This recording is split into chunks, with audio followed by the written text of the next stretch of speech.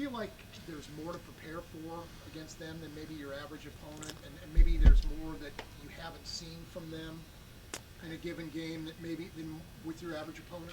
Well, I think New England has been a really a highly efficient offense, for a number of years. And one of the great things they do, is that you hear the phrase all the time, but game plan specific.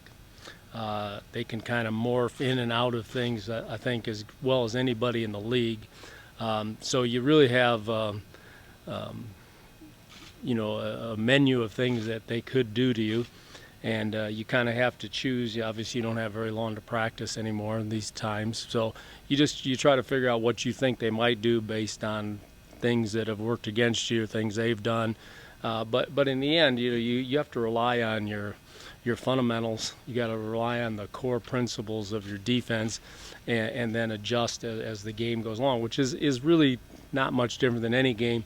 They just probably take it to a higher level, I think, and you have to give them a lot of credit because they've done that, like I say, for a number of years as well as anybody in our league, and they make it challenging.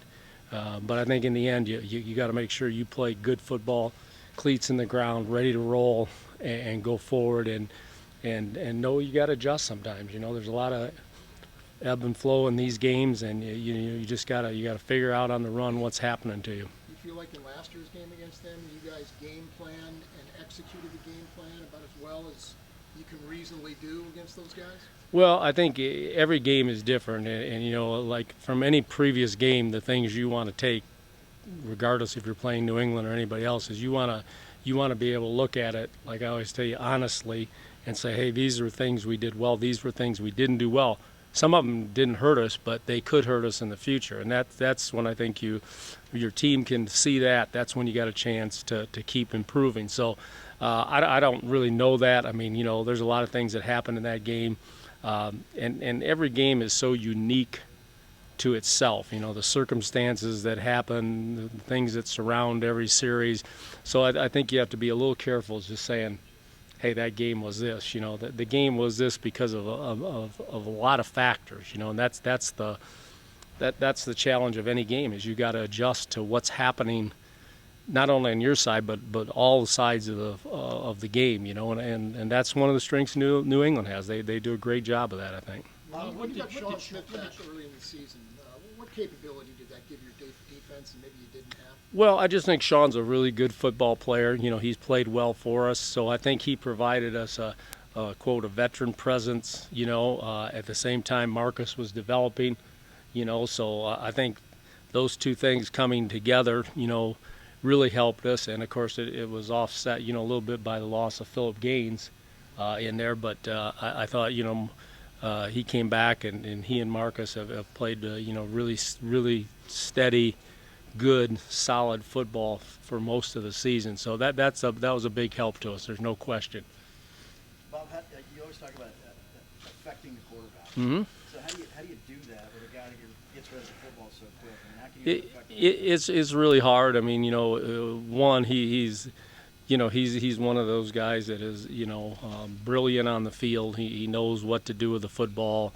You're not going to trick Tom Brady very many times, so you just try to maybe cause a little confusion in his mind, and that's very hard to do because he's seen every single thing you do, unless you guys got something that we don't have yet. But he's a really challenging guy, so you just try to make it as difficult for him as you possibly can.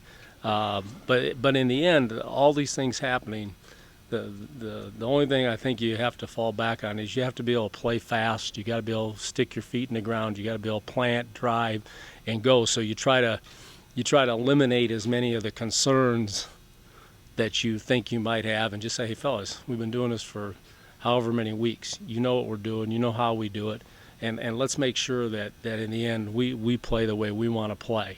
And you can only take that so far on defense because you got to adjust somewhat to what they do. But that's the important point, I think, is that you want to play fast and hard and go. They're going to make some plays, Every team does, and it's really how you handle those swings, I think, particularly on the road, and particularly on defense. That's when the crowd really gets rolling. So we got to do a great job of that. Can you put your finger on why Andy's been so successful in the postseason over his career? I think he's got 11 career wins now. I've only been there for one of them, so I probably couldn't give you a lot of insight into that. I mean, I think Coach Reed is an excellent coach.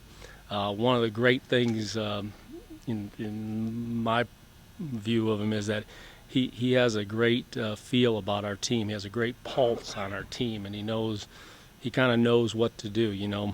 Back off, increase, whatever it is, and I think that's part of his makeup. It's probably part of the number of games he's been in, whether postseason or not. But he's got a great feel, as good as anybody I've been around, and so I think that's it. And I think he's got a great way to keep the team on the tracks.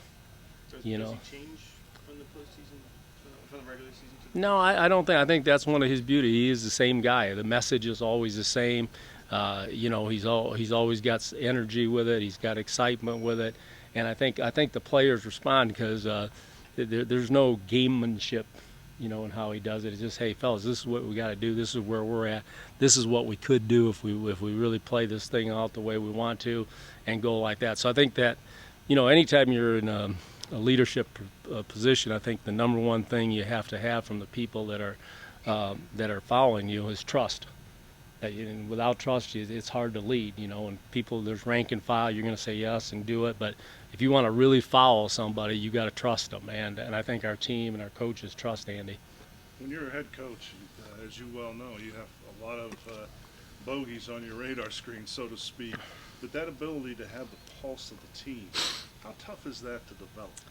I think a little bit is innate. I think it's just, some people have that, other people don't. Doesn't mean they're not good coaches, but I think, to me, this is still a people's game, and you want to keep track of your people, and you want to understand the people around you, and I think Andy does a great job of that. He's just got a great feel for that, and so that's a real plus, I think, for us. Every week presents a different challenge, obviously. Travis Kelce a bit ago called this a statement game. Do you sense any extra juice from your guys about this game? No, I mean, I think it's just, I don't know if there's any more juice. You get to advance. That makes it more exciting. I think last week was as big a game as you could be in. And we're in those true, to coin the phrase, those one-game seasons. And so all your emotions and all your energies are here. There's nothing looking past or backwards. So I think that brings out a lot from everybody. Just know, hey, this is what we're down. We're down to these 60 minutes, this many plays, and it's one of those games where you need every player, every play. That's what it comes down to. Doug Peterson's increasingly called plays during games. I'm sure he does it in practice as well. What kind of challenges does he present when you're going up against him as a play caller? Well, I couldn't answer that because we don't practice against each other, so that'd be hard for me to answer.